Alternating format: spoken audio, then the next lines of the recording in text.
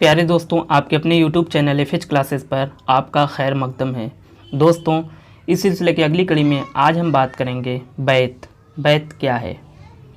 तो दोस्तों, वह शेर जिसके दोनों मिसरे हम काफ़िया और हम रदीफ़ हों उसे बैत कहते हैं।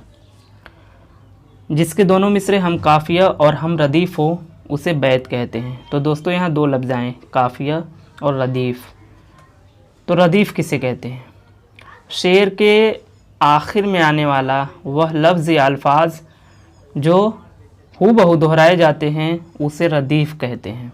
जैसे इस शेर में अगर हम देखें कि जो मेरी रूह मेरी जान बना बैठा है, तो इसमें आप देख रहे हैं कि बना बैठा है ये बार बार दोहराए जाएंगे या बार बार दोहराया जा रहा है, तो इसे हम लोग रदीफ़ कहते हैं।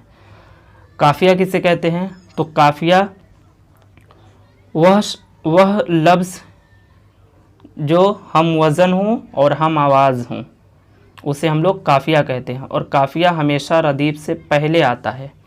तो हमने बात की कि रदीफ़ बना बैठा जो है वो रदीफ़ है। क्यों? क्योंकि ये हूबहू बार बार दोहराए जा रहे हैं। और काफ़िया उससे पहले आने वाला लफ्ज़।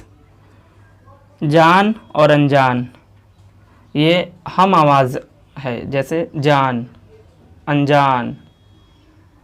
तो ये हमने बात की कि काफ़िया किसे कहते हैं और रदीफ़ किसे कहते हैं। लेकिन हमने आज पढ़ना है कि बैत किसे कहते हैं। तो जिसके दोनों मिसरे में हम काफ़िया और हम रदीफ़ हों उसे बैत कहते हैं। अब इसमें देखते हैं कि जो मेरी रूह मेरी जान बना बैठा है, इसमें भी काफ़िया और रदीफ़ दोनों है। जान बना बैठा है, कैसी साजिश है कि अनजान बना बैठा है, अनजान बना बैठा है, इसमें भी काफ़िया और रदीफ़ दोनों की पाबंदी है। तो इस शेर को हम लोग बैत का शेर कह सकते हैं। और इसको लिखने वाले का नाम है फ्रैंक हसरत, यानी मैं।